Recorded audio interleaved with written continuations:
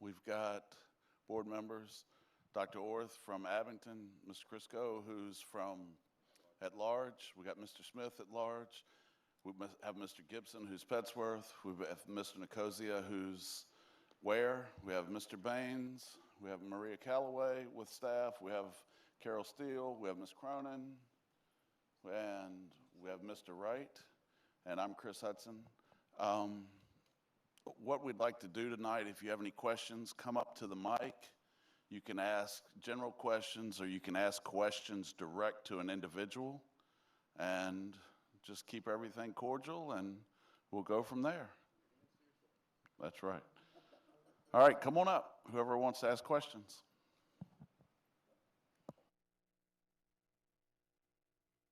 Yes, this is all on the budget.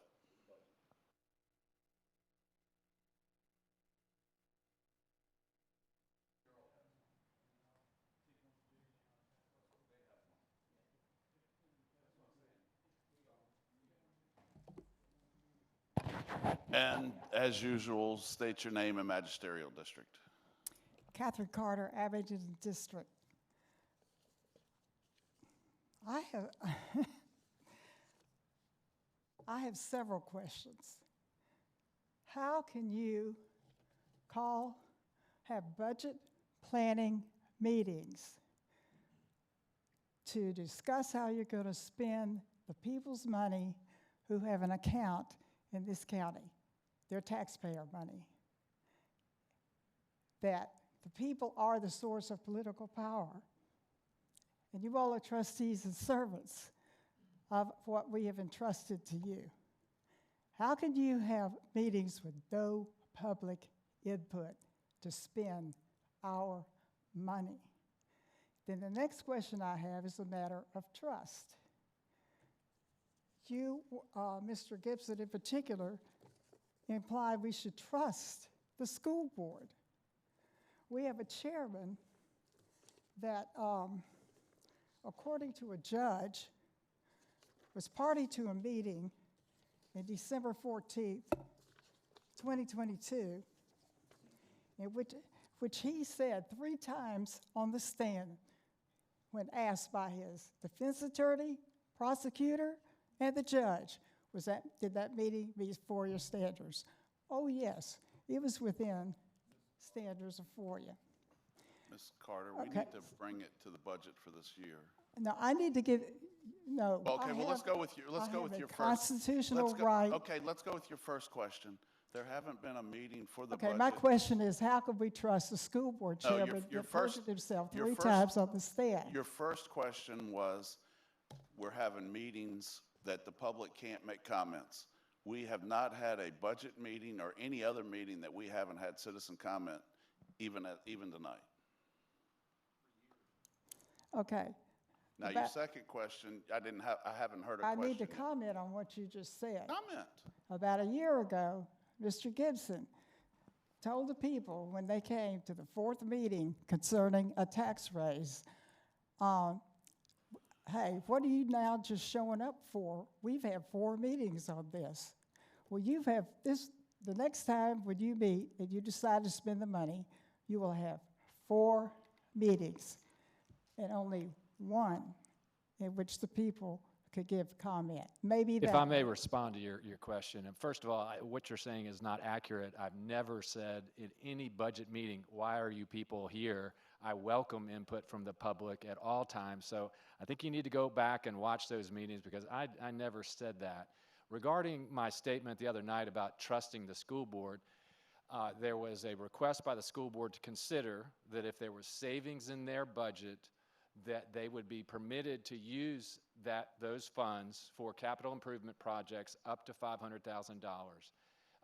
Currently, the process is if there's unspent funds, then they come back to the Board of Supervisors, request that money for their particular purpose, and we consider it and most often approve it.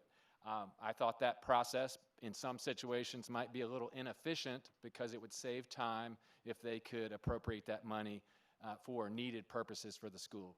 That was the basis of my comment about trust, because I believe that both the Board of Supervisors and the school board have a fiduciary duty to the taxpayers and to use the taxpayer money wisely.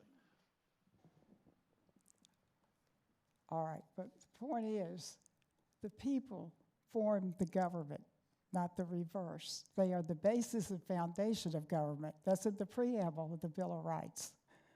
Now, and they can speak to anything, any matter, at any time. That's their authority. And But I it's not- support it that is not wholeheartedly. recognized. That's what the Constitution provides, that's what our First Amendment provides, and that's what we provide in every single meeting, just as you're doing right now. And it is. And that's the law of the land. Also, the $30,000 I have a question about for the litigation budget item. That item was spent, and I have a documentation from Attorney Wynn's office that was sent to me in a FOIA request. This states, I do not believe the Facebook post violated Gloucester County School Board policy. Okay, so the county spent $30,000 to investigate Darren Post, and they found no wrongdoing. And you're going to pay for that. And the people paid for that. The irony of the court case was the people of Gloucester County were going to be tasked to pay $250, but the chairman, that doesn't mind asking $30,000 to cover that expense, said that that would be a burden on the people. So by comparison, how is it that $30,000 is not a burden on the people, but $250 is? The other thing is, all of a sudden they want to have an evaluation of our superintendent when they never had one of the one before. How does a superintendent that had an unprecedented criminal record in the schools happening in 1 month, 500 in and out of school suspensions, and 2 students carried out on stretchers, and he gets a raise and awards. And this superintendent is called into question when he makes suggestions that he... Ms. Carter, this Yes, is I'm asking, how can you support and trust a school board like that to spend our money without accountability for the items they're spending? I don't. Ms. Carter, we had a joint meeting 2 nights ago with the school board and the Board of Supervisors. That would have been the perfect time to have asked that question. Okay, that's all. Thank you. Thank you.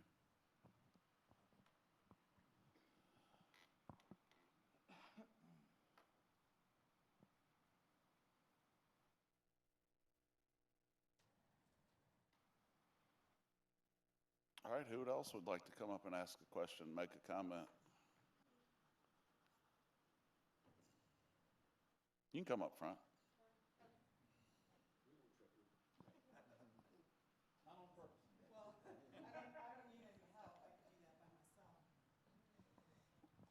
Hi, I'm Amanda Armstrong. I'm from the York District. And I have a couple of questions. If you don't know me, I am your Tidewater Soil and Water Conservation District Director for the County of Gloucester, one of them. And one of my questions is kind of related to that. With a lot of the building projects that are going on, it displaces the deer population, and the farmers have brought to our attention that it's difficult to, keep that population under control because it's impacting their farms. Ms. Steele was kind enough to get us some information from the state on how that's dealt with, and unfortunately, they're willing to grant extra licenses so that the farmers can kill more deer, but killing and disposing of deer takes up a lot of time that farmers don't have. They're trying to farm. So I'm wondering if there's a possibility of looking at our animal control to provide some assistance for them. They're not causing the problem. The displacement of deer habitat is, and they need our help. And if there's some way, and if there is any way that we can find a way to help the farmers kill and dispose of these deer, that'd be really great. So if there's some way to look at that, that would be wonderful. The second thing is I was looking at the budget, and I just had some questions on the proposed increases in some of the fees, like for permits, I completely understand the need to raise fees, especially in a period of great inflation, but you know, some of these got raised 30, 40%. That's a lot for one, you know, for 1 year. For instance, I came up here and lost the page. But I'm specifically talking about some of the fees related to building permits, you know, and permits for making improvements in buildings, in residences, and things like that. So, you know, I get that we have to find money somewhere, but even if it's only a $10 or $15 raise, if that's 20% more than what it was, that's quite a lot. And they're all being, you know, but they all have proposed increases. And again, understand, but the percentages seem a little bit high. And I'm just wondering if there's maybe some way to offset that. And then the last thing that I want to talk about is when you talk about having excess funding and what to do with it and how it comes back to the board, you know, why wouldn't we just automatically send that to debt service? You know, I mean, if we could be debt-free, that'd be awesome, especially when you're in a time when borrowing money is not as cheap as it used to be. And if we can retire some of that debt quicker, to me, that puts us on a better standing, you know, for the future. I appreciate y'all. Thank you. Oh, Your go ahead. first question, Ms. Steele will get and see what can be done to help with the deer. Yeah. Second question, those rates are what was proposed. Nothing has been voted on yet. So it's just proposed rates that we're looking at. Yeah, Well, did. yeah. We- And I get raising them, I'm asking, since we are in the proposal phase, Right. I'm proposing that maybe we don't raise them quite as much. And the other one is because it's excess. That's one of the reasons we didn't vote to automatically give it back to the schools. That way we can look at it and see if we need it for the county, for the schools, or wherever else for one-time purchases. And I'm going to pose this question to Mr. Wilmot because someone brought it up, but actually, even if we did that, we would still have to reallocate that money because it would be from one fiscal year to the next. So it couldn't just be a carryover regardless. It would have to come back because it automatically goes back to the general fund. So regardless of any thing that we did, we would have to vote again to reallocate that money back to the schools, whether it was a standing order or not, because spending money from one fiscal year and the next fiscal year without a direct carryover, we would have to redo everything. Okay, so then, if I'm understanding you correctly, if there's excess funding, it has to come back to this Board of Supervisors, and then you have to vote whether to give it back to the school first? Correct. Like we've Okay. done every year that we've been on the Okay. board. All right, thank you. I appreciate it. Thank you.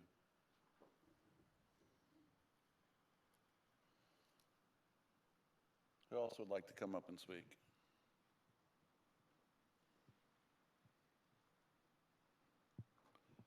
See, you all set and then you all run at one time.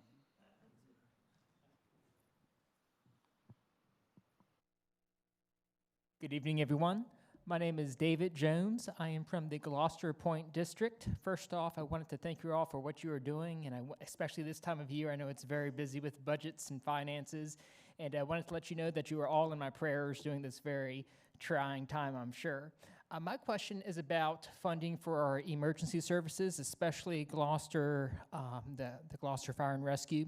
I know that the referendum last year failed, and therefore the funding that you were contemplating is no longer going to be available. So I'm wondering, as far as the annual budgets go, where do things stand with that? Obviously, safety of our citizens is a top priority. So as far as the funding for our, and of course I know that the referendum dealt with funding for various sources, including parks and recreation and such. But of course my priority would be the emergency responses, our emergency response services. So where do things stand with that? Are there any ways that we are trying to prioritize that and meet those needs, such as much needed upgrades to our facilities in this budget or upcoming budgets? it's something that we're looking at. We're trying to figure out funding, what amount of funds that we have with retired debt that can be done to cover that. But if you look at our budget, we do have annual contributions to both Abington and Gloucester. And our esteemed county administrator does meet with them and try to understand their needs, and that's presented to us as part of the budget, all in terms of trying to balance. But we've all been fully supportive of both units, because we know the value of volunteers to the citizens. And when we look at what paid squads cost across the river and other places, we know we have a great group of people. And of course, we've tried to acknowledge the volunteers by allowing them to not pay personal property tax on their first vehicle. So we do what we can to help out wherever possible. Thank you. Thank you, Mr. Jones.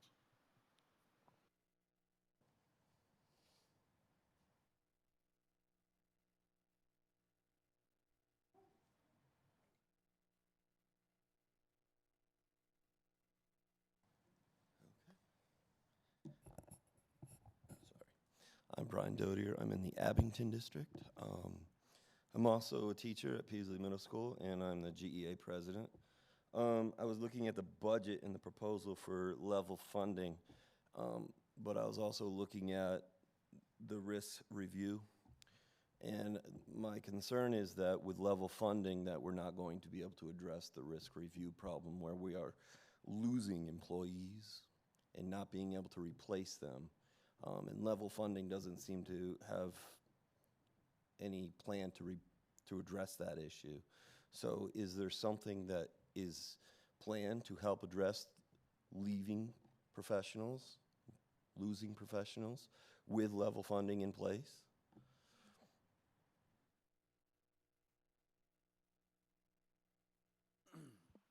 The budget that we're working with right now is still the county administrator's proposed budget. We are looking, without having a tax increase, at the best use of the funds that we have available. So with your comments, we will be addressing those when we have our future budget discussions, which I know we have several more set to happen between now and our adoption. Our other hope is that the General Assemblies, with the budgets that they have, that we can see some increased funding come to the localities with the budgets that are proposed from the House and the Senate, that the governor's currently working to decide if he's going to pass or send back. Okay. So there are some options, but with the limited funds, it'll be a bit of a challenge, but we'll take those comments. Yeah, if you looked at and watched the video from the other night, the proposed budget by the school board, they were requesting an amount that was in excess of about 1.5 million.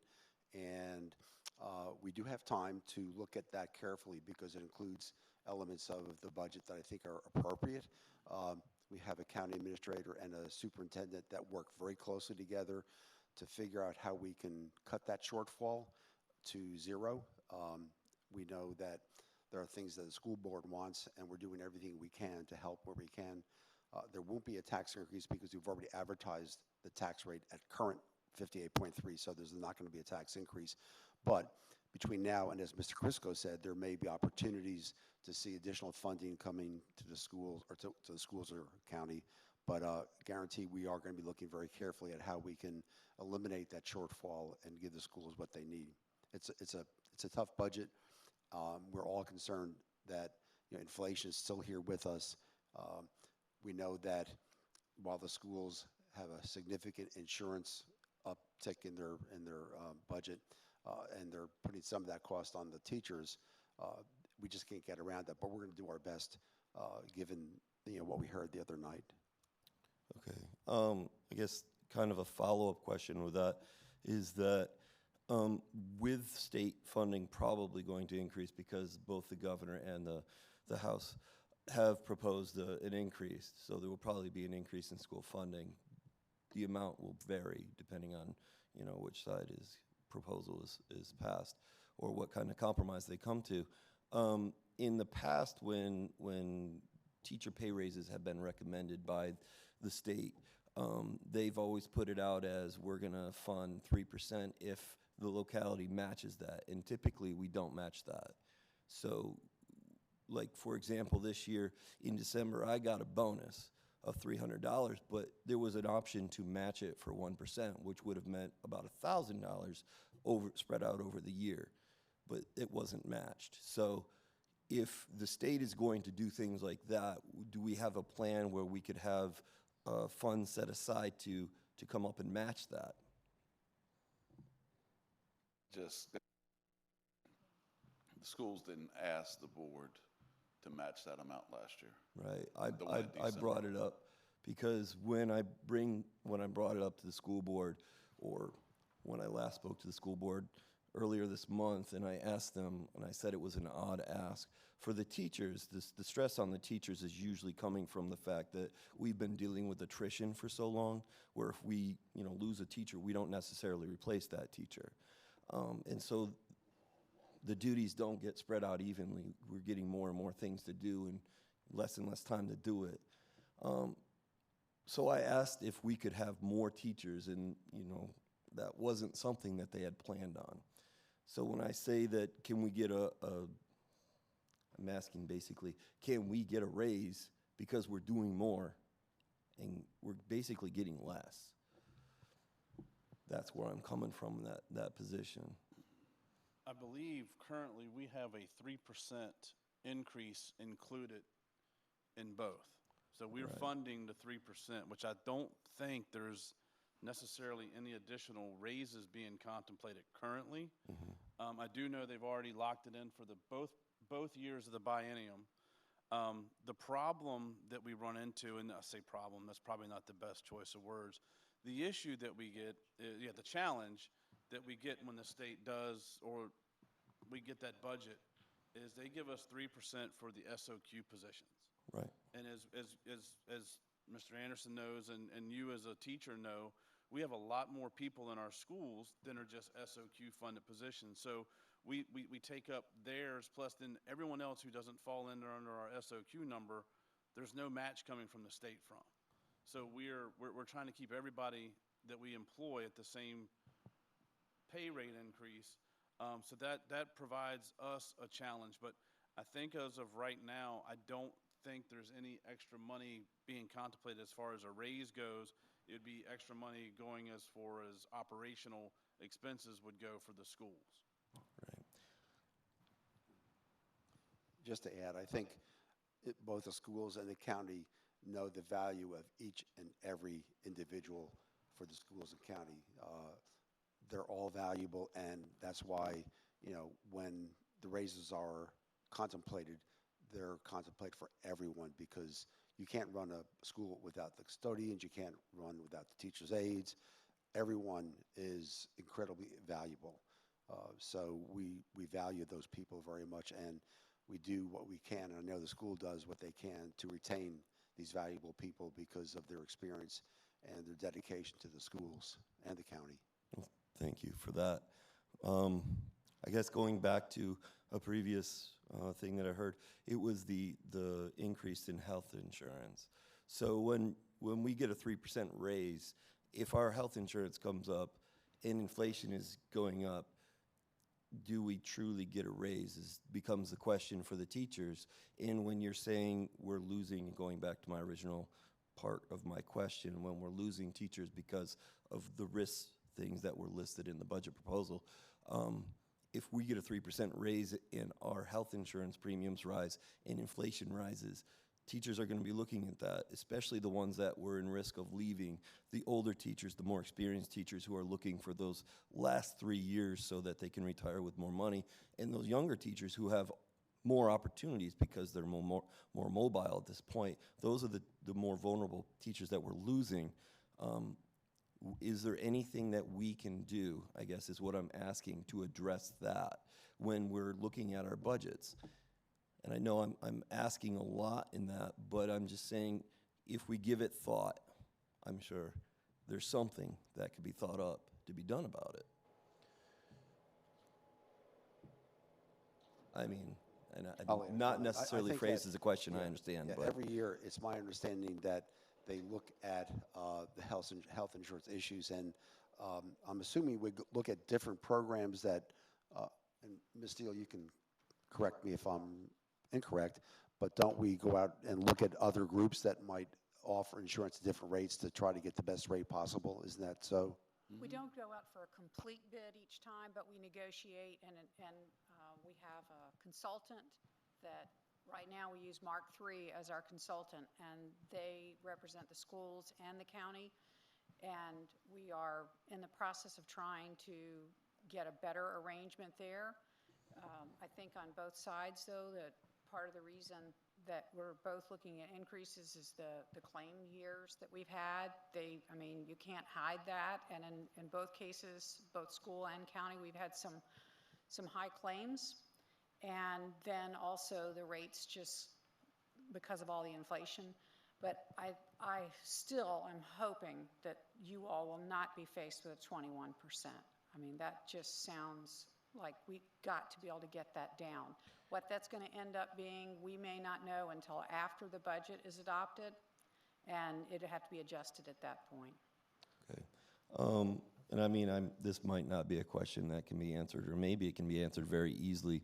I know that other localities that are much larger than ours get a better rate because of the number of people inside of their insurance programs, I guess. Is there any way that we could combine ours with other localities? You all are partially self-insured, so we can't join with you.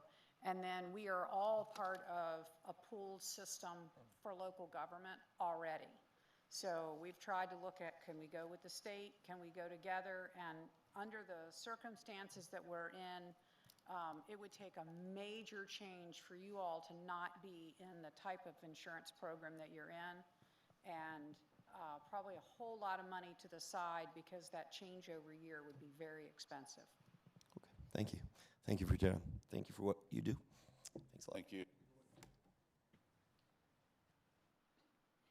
Who else would like to come up and speak?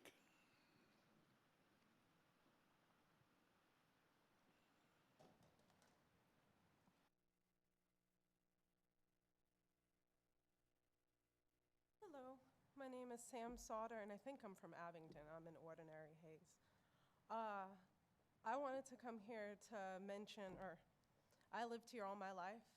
I lived down Glass Road, and when I was a kid, I played in the street, and it was fun. Oh, short people problems.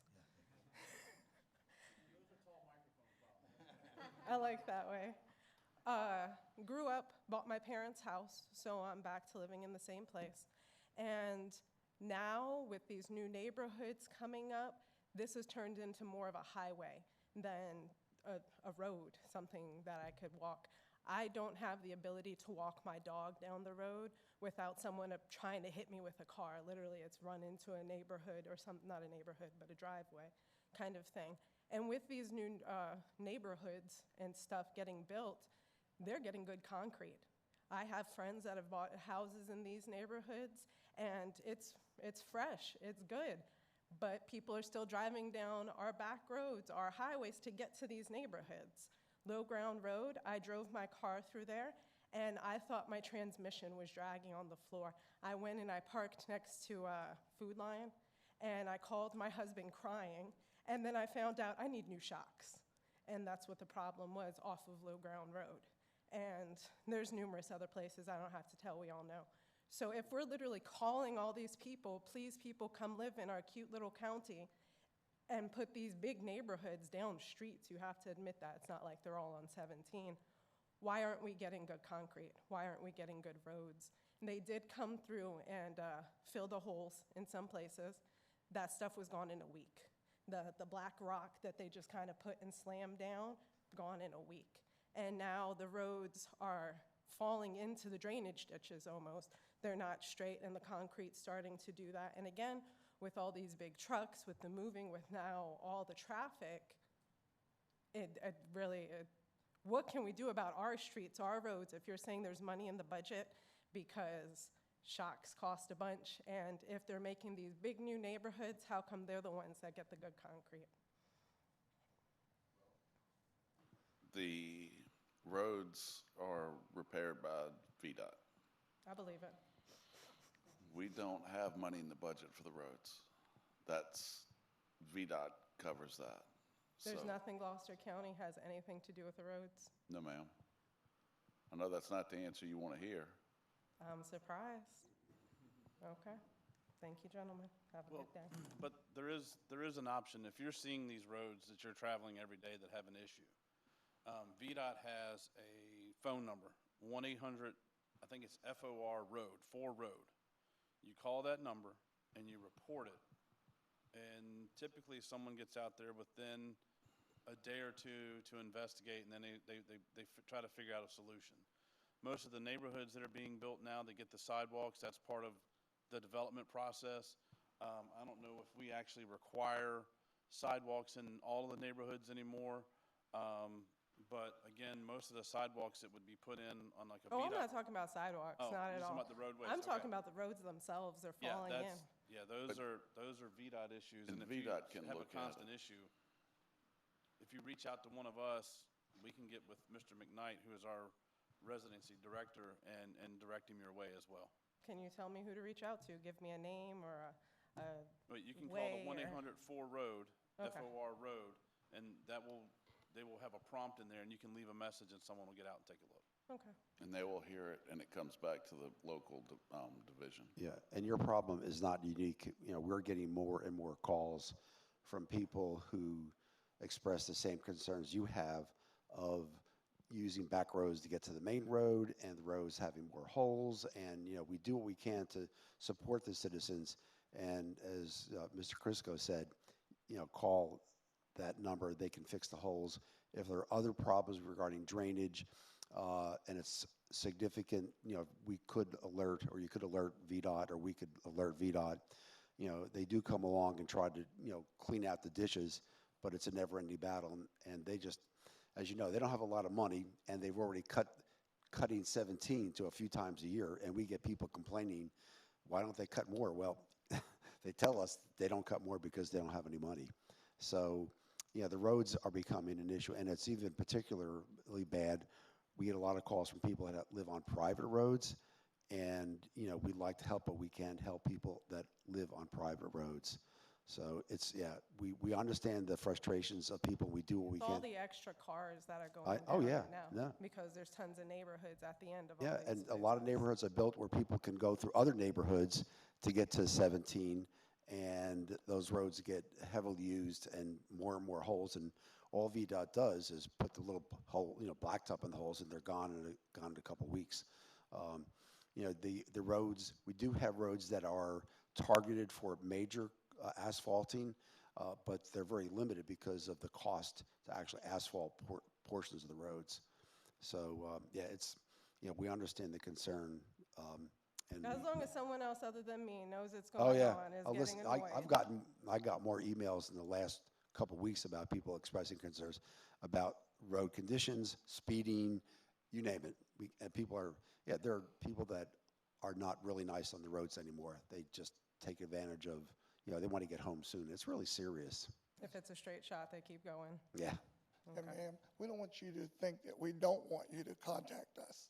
I mean, feel free to contact us Is there somewhere absolutely, or anytime. I mean, you can I mean, find I'm all not of us. angling for a specific name or anything, but Yep, just you tell can me a call us. direction. You can find all of us online, Board of Supervisor members. You know, feel free to email us, call us, Okay. and we'll help you complain. I appreciate it. I'll reach out to them and I'll reach out to one of you guys. I mean, as an example, there was a woman that reached out that lives in a neighborhood that she said there was a road that had no stop signs, and people were cutting through her neighborhood, and the kids are walking through. So I'm reaching out to Mr. Peaks. He's the Gloucester person that's in charge of Gloucester, to see if we can get stop signs put there because of the significant amount of traffic from this new neighborhood that was built that now they cut through to get to 17. Is VDOT a reason that we don't have a light over at Woods Crossroads? Blame it on them. I'm telling you, this is the time to nod your head. Well, Thank you, gentlemen and ladies. I can answer that question.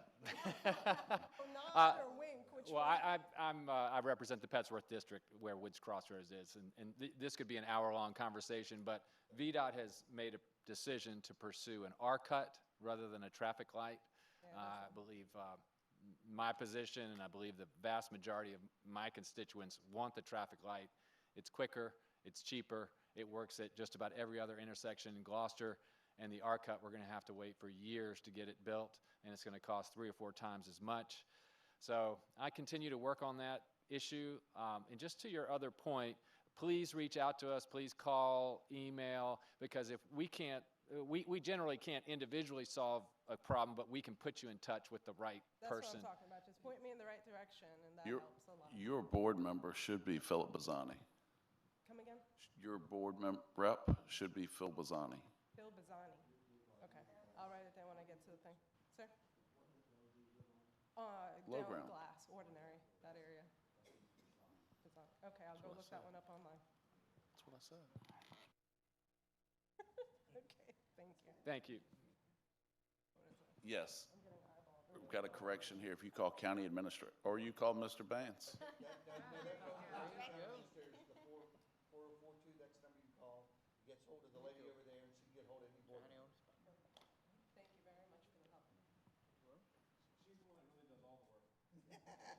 believe it not for you. She's the boss. Who else would like to come up and speak?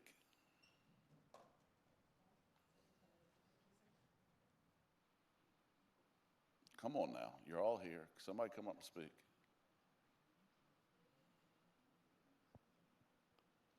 Nobody's going to talk about pickleball courts?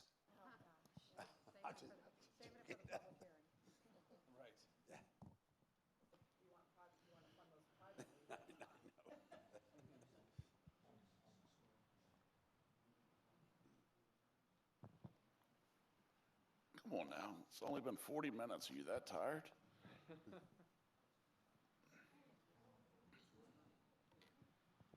If y'all don't ask questions, we're gonna have to get Chief Clements to do a soft shoe up here for you.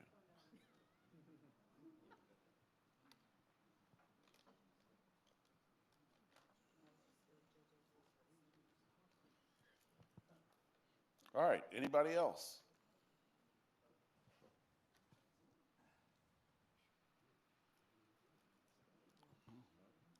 Okay, last call. Going twice?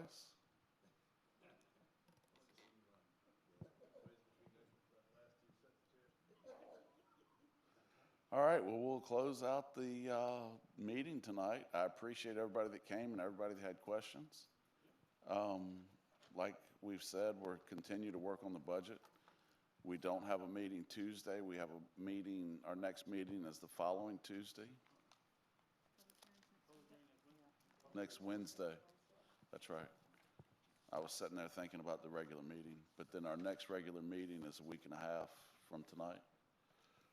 So come on, ask questions. We'll see you at the public hearing. Is there a motion to adjourn? All in favor? Aye. Meeting's adjourned.